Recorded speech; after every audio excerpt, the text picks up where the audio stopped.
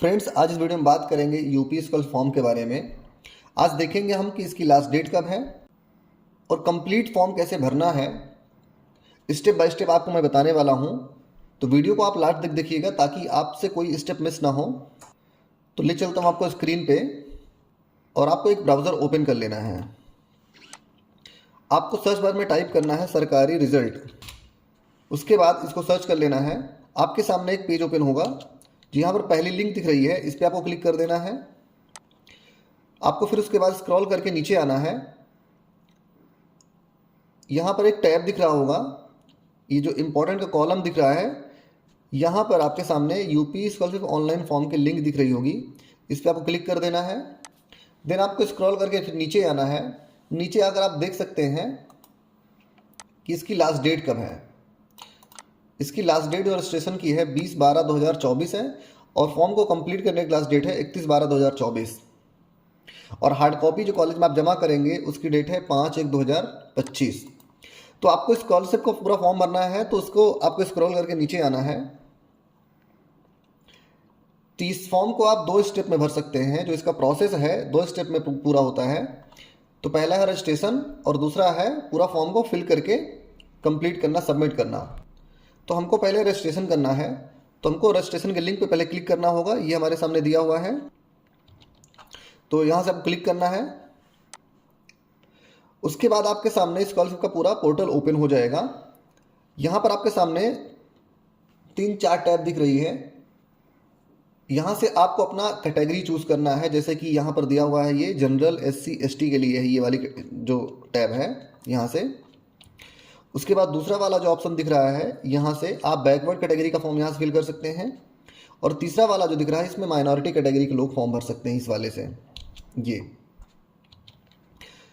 तो आपको कौन सी कैटेगरी से फॉर्म भरना है तो उसको पहले चूज करना है। देन उसके बाद वहाँ पर किस क्लास की आपको फॉर्म भरना है तो उसको भी चूज करना है आपको। तो मुझे बैकवर्ड कैटेगरी का फॉर्म भरना है, तो यहाँ से आपको पहले क्लास अपनी चूज करनी है, किस क्लास के लिए है। तो यहाँ पर दिया हुआ है pre matric, post matric, post matric other than intermediate.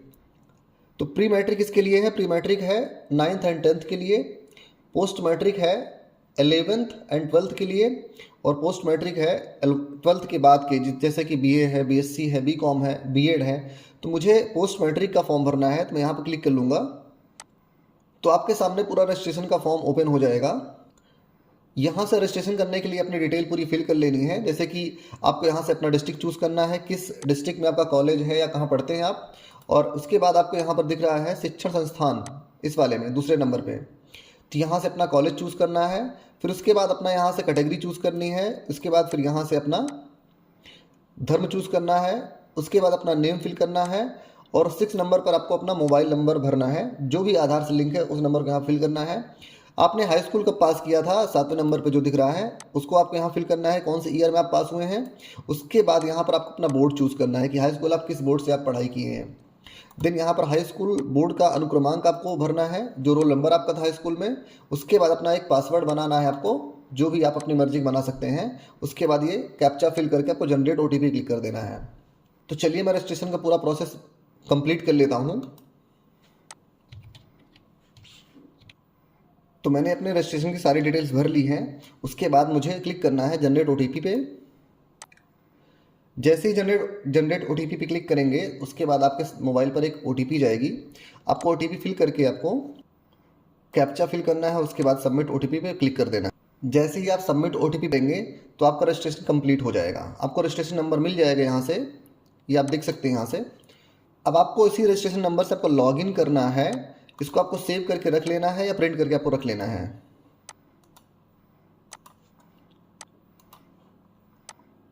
अब मैंने रजिस्ट्रेशन का प्रोसेस कंप्लीट कर लिया है। अब आपका सेकंड जो प्रोसेस है, इसको लॉगिन करके आपको पूरा फॉर्म फिल करना है। तो सबसे पहले आपको स्टूडेंट पे चले जाना है।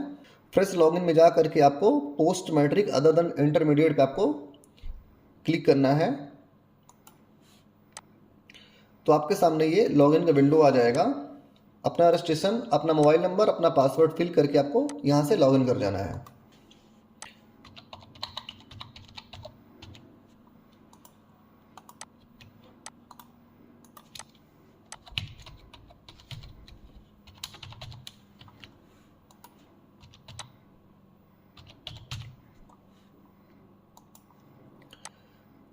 जैसे ही आप लॉगिन करेंगे तो आपके सामने पूरा फॉर्म ओपन हो जाएगा। लेफ्ट हैंड में आपको इधर दिख रहा होगा कि इधर कितने स्टेप में आपको फॉर्म भरना है।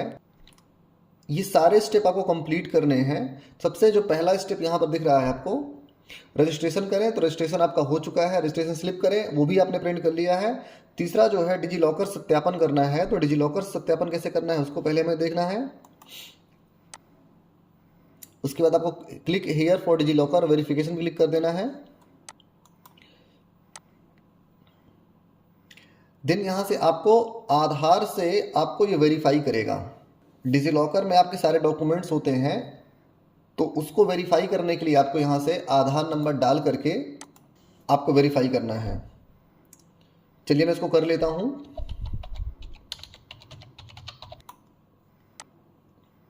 जैसे ही आप आधार इसमें टाइप करेंगे आपके नंबर पे OTP जाएगा जो आधार से लिंक है, तो OTP फिल करके आपको सबमिट कर देना है। जैसे ही सबमिट करेंगे तो आपके सामने यहाँ पर एक सिक्योरिटी पिन मांग रहा है। डिजी लॉकर में जब आप अकाउंट अपना बनाते हैं तो यहाँ पर आपको एक सिक्योरिटी पिन सेट करना होता है, वो आपने पहले कर लिया होगा। अगर आपने नहीं किया है डिजी लॉकर में अपना अकाउंट आपने नहीं क्रिएट किया है तो आप मुझे बता देंगे, तो मैं आपको डिजी लॉकर में एक अकाउंट बनाना भी सिखा दूंगा। तो मैं अपना यहाँ पिन भर लेता हूँ,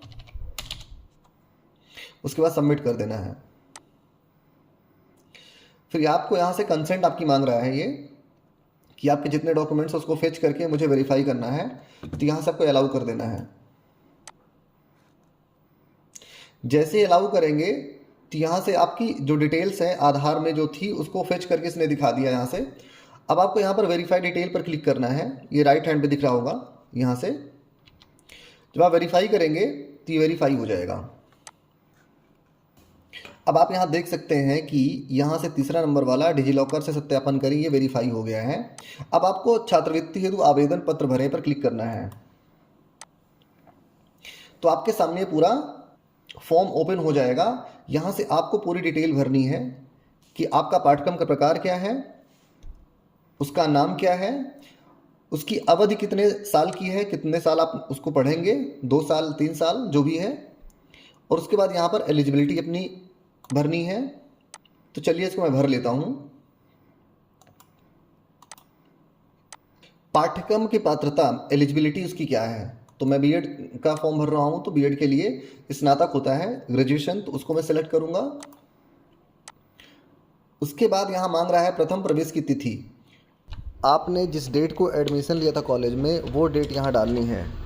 उसके बाद यहाँ पर मांग रहा है कि वर्तमान सत्र में प्रवेश तिथि, मतलब जिस क्लास में अभी आप पढ़ रहे हो उस क्लास की एडमिशन डेट यहाँ डालनी है, तो आपको इसे भी फिल कर लेना है। उसके बाद यहाँ पर दिख रहा है विश्वविद्यालय बोर्ड पंजीयन या फ्लेटिंग एजेंसी का पंजीयन क्रमांक, तो ये इसमें अगर आपके स्टार मार्क है अगर, तो इसको ज़रूर फिल करना है, और अगर नहीं है तो इसको कंपलसरी नहीं है भरना। तो मेरे केस में कंपलसरी है, इसको नहीं भरना है। और अगर जैसे आप सेकंड ईयर में भर रहे हैं या सेकंड ईयर का अगर आप फॉर्म भर रहे हैं तो यहाँ पर आपको कंपलसरी होगा भरने के लिए, क्योंकि आपके पास जो है पंजीयन क्रमांक होगा या आपके पास जो है एनरोलमेंट नंबर होगा। उसके बाद यहाँ पर आपको दिया हुआ 18वें नंबर पे आवासीय या दिवा छात्र, तो यहाँ पर आपको बहुत केयरफुली चूज़ करना है कि आप दिवा छात्र हैं आवासीय छात्र हैं। दिवा छात्र का मतलब होता है कि आप अपने घर से रहकर पढ़ रहे हैं, और आवासीय छात्र का मतलब होता है कि आप हॉस्टल लेकर पढ़ रहे हैं। तो जो भी आपके केस में है आप उसको चूज़ कर लेंगे। तो मेरे केस में ये हॉस्टल है तो मैं हॉस्टल वाला चूज़ करता हूँ। उसके बाद यहाँ पर आपको जो है हाई स्कूल, इंटरमीडिएट और ग्रेजुएशन का जो भी डिटेल है उसको भरनी है। जैसे कि हाई स्कूल आपने कब पास किया, उसका पूर्णांक कितना था, उसका प्राप्तांक कितना था, उसका प्रतिशत कितना है, और किस बोर्ड से आपने पास किया है। तो चलिए मैं इसको फिल कर लेता हूँ, इसको आप भी फिल कर लीजिएगा। मैंने इसको फिल कर लिया है। उसके बाद आपको कैप्चा फिल करना है, उसके बाद आपको यहाँ पर चेक करना है ये, देन आपको सबमिट कर देना है। जैसे ही आप सबमिट पर क्लिक करेंगे फॉर्म आगे बढ़ जाएगा। फिर उसके बाद आपको निजी डिटेल्स यहाँ से भरनी है। जैसे यहाँ दिया हुआ है कि दिव्यांगता का प्रकार, यदि विकलांग हो, अगर आपके पास कोई डिसेबिलिटी है, विकलांग है, तो आपको यहाँ से सेलेक्ट करना है, और अगर आप नहीं हैं तो आपको इसे छोड़ देना है। उसके बाद आपको आगे बढ़ जाना है। बट यहाँ पर आपको एक माता जी का नाम भरना है, तो इसको आपको फिल कर लेना है। उसके बाद आपको कैप्चा फिल करके अपडेट पर क्लिक कर देना है। जैसे ही आप अपडेट पे क्लिक करेंगे आपका फॉर्म आगे बढ़ जाएगा। यहाँ पर शुल्क संबंधित आपको डिटेल्स भरनी है। जैसे यहाँ दिया हुआ है अनुमोदित वार्षिक नॉन रिफंडेबल अनिवार्य शुल्क, मतलब आपने जो कॉलेज में फ़ी जमा की है उसको यहाँ पर भरना है। तो चलिए मैं इसको भर देता हूँ। उसके बाद आपको कैप्चा फिल करना है, फिर आपको यहाँ पर चेक कर देना है। उसके बाद फिर आपको अपडेट पे क्लिक करना है। जैसे ही आप अपडेट पे क्लिक करेंगे आपका फॉर्म आगे बढ़ जाएगा। उसके बाद आपको यहाँ पर भरना है पिछले साल आपने जिस क्लास में जो भी पास किया है उसकी डिटेल यहाँ पर फिल करनी है। जैसे कि गत वर्ष का परीक्षा फल क्या रहा है, उसके बाद आपको उसकी प्रणाली क्या आ रही है परीक्षा की, उसके बाद आपको जो वहाँ पर अंक प्रणाली थी या ग्रेडिंग सिस्टम था उसको यहाँ चूज़ करना है। उसके बाद आपका यहाँ जो प्राप्तांक है, चलिए इसको भर लेता हूँ, उसके बाद इसको आगे बढ़ाते हैं। सारी डिटेल भरने के बाद आपको कैप्चा फिल करना है, उसके बाद आपको यहाँ चेक करना है, देन आपको अपडेट पे क्लिक करना है। जैसे ही अपडेट पे आप क्लिक करते हैं आपने सारी डिटेल भर ली है, देन आपको होम बटन पे क्लिक कर देना है। अब आप यहाँ देख सकते हैं कि आपका जो फॉर्म है छात्रवृत्ति हेतु आवेदन पत्र भरें, ये आपका कंप्लीट हो गया है। उसके बाद जो आपका नेक्स्ट स्टेप था फोटो प्रपत्र अपलोड करें, ये भी कंप्लीट हो गया है। आपके आधार कार्ड में जो फोटो थी उसी को इसने फेच करके इसको लगा लिया है, तो अब आपको भरने की जरूरत उसको नहीं है, उसको अपलोड नहीं करना पड़ेगा आपको। उसके बाद आपके सामने दिख रहा है अगला स्टेप, आवेदन पत्र को संशोधित करें। इसको आपको अभी संशोधित नहीं करना है, यहाँ से आप करेक्शन कर सकते हैं। तो अभी आपको इसको नहीं करना है, आपको पहले अगले स्टेप को, सारे स्टेप को आपको भरते जाना है। देन आपको जब ये कंप्लीट हो जाएगा फॉर्म, तो कंप्लीट होने के बाद लास्ट में स्कूल में अपना एक बार इसको वेरीफाई करवाना है, चेक करवाना है। लास्ट में अगर कोई डिटेल गलत होती है तब आपको यहाँ पर इसको करेक्शन वाला फॉर्म भरना है, वरना आपको इसको नहीं करना है। तो हम आगे बढ़ते हैं। सबसे पहले हमको आय एवं जाति प्रमाण पत्र हेतु यहाँ पर इसको फिल करना है। आगे आपके सामने ऐसा पेज ओपन हो जाएगा। अब आपको यहाँ पर आय प्रमाण पत्र से रिलेटेड जितनी भी इन्फॉर्मेशन आपको डालनी है, जैसे यहाँ मांग रहा है आय प्रमाण पत्र आवेदन फॉर्म संख्या, तो उसको भर लेना है पहले आपको। जैसे ही आप सबमिट पर क्लिक करेंगे तो आपके सामने आपके आय प्रमाण पत्र की डिटेल आ जाएगी। यहाँ पर ये देखिए। उसके बाद आपको वेरीफाई इनकम डिटेल पे क्लिक करना है। जब आप वेरीफाई पे क्लिक करेंगे तो ये सबमिट हो जाएगा। तो आय प्रमाण पत्र का आपका काम हो गया है। अब आपको यहाँ से अपना जाति प्रमाण पत्र का डिटेल भरना है। चलिए इसको भर लेते हैं। इसको भरने के बाद आपको सबमिट पे क्लिक कर देना है। जैसे आप सबमिट पे क्लिक करेंगे तो जाति प्रमाण पत्र की आपकी डिटेल यहाँ पर शो करने लगेगी। उसके बाद आपको इसको वेरीफाई डिटेल पे क्लिक करना है। ये यहाँ से दिख रहा है कॉर्नर पे, तो यहाँ पर क्लिक करेंगे हम। जैसे ही आपने इसको वेरीफाई डिटेल पे क्लिक किया, ये प्रमाणित हो गया, ये डिटेल वेरीफाई हो गई। ये आप देख सकते हैं आय एवं जाति प्रमाण पत्र हेतु, ये भी आपका कंप्लीट हो गया। अब आपको अगला स्टेप देखना है, प्रमाणीकरण हेतु आधार नंबर डालें। तो यहाँ पर आपको क्लिक करना है। जैसे आप वहाँ क्लिक करते हैं तो आपके सामने ऐसा फॉर्म ओपन हो जाएगा। अब आपको यहाँ पर अपना आधार नंबर डालना है। यहाँ पर चलिए मैं डाल लेता हूँ इसको। आधार नंबर डालने के बाद आपको यहाँ पर चेक करना है। उसके बाद आपको कैप्चा फिल करना है। उसके बाद आपको वेरीफाई आधार पे क्लिक कर देना है। जैसे ही आप वेरीफाई आधार पे क्लिक करेंगे तो आपका आधार वेरीफाई हो जाएगा। ये आप देख सकते हैं प्रमाणीकरण हेतु आधार नंबर डालें, ये भी आपका कंप्लीट हो गया। उसके बाद आपका NCPI सत्यापन हेतु, ये भी ऑटोमेटिक कंप्लीट हो गया। अगर आपके यहाँ नेटवर्क सही है, सर्वर सही है, और अगर आप सही टाइम पे फॉर्म भर रहे हैं, क्योंकि दिन को बहुत ट्रैफिक रहता है, तो ये NCPI वाला जो स्टेप है ये कंप्लीट नहीं हो पाता है, ये बार बार फेल कर जाता है। लेकिन अगर आप रात में फॉर्म भरेंगे या एकदम सुबह फॉर्म भरेंगे तो ये भी ऑटोमेटिक आपका कंप्लीट हो जाएगा। NCPI का मतलब क्या है यहाँ पर, मतलब कि आपके आधार से जो खाता लिंक है उसको ये फेच करके डिटेल मैच करवा लेता है। तो आपको अपना अकाउंट नंबर या बैंक डिटेल आपको नहीं भरनी पड़ती है, ऑटोमेटिक ये फेच कर लेता है। इसलिए ये भी देखिए यहाँ कंप्लीट हो चुका है। उसके बाद यहाँ पर हाई स्कूल रोल नंबर प्रमाणीकरण है, तो ये भी आपका कंप्लीट है, क्योंकि पहले ही हमने हाई स्कूल का रोल नंबर डाल दिया था, तो ये कंप्लीट कर लिया ऑटोमेटिक। उसके बाद आपको जांच हेतु आवेदन प्रिंट करें, यहाँ पर आपको क्लिक करना है। आपका जो फॉर्म है वो निकल कर सामने आ जाएगा, कंप्लीट फॉर्म, ये देख सकते हैं। इसके बाद आपको इसको प्रिंट कर लेना है। इसको प्रिंट करने के बाद आपको कॉलेज में इसको दिखा देना है कि कहीं इसमें कोई गलती तो नहीं है। अगर वो सही है फॉर्म तो उसको ला करके आपको सबमिट करना है। उसके बाद आपको बैक हो जाना है। बैक होने के बाद आपके सामने यहाँ पर दिख रहा होगा, जांच के उपरांत आवेदन पत्र सबमिट करें।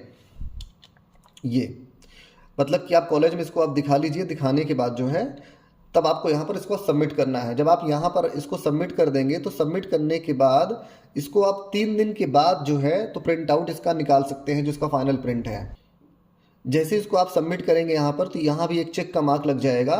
उसके बाद 3 दिन के बाद इसको आपको प्रिंट करना है। सबसे नीचे लास्ट में आपको दिख रहा होगा, संस्था में जमा हेतु आवेदन प्रिंट करें, तो इसको आपको लास्ट में यहीं से आपको प्रिंट करना है।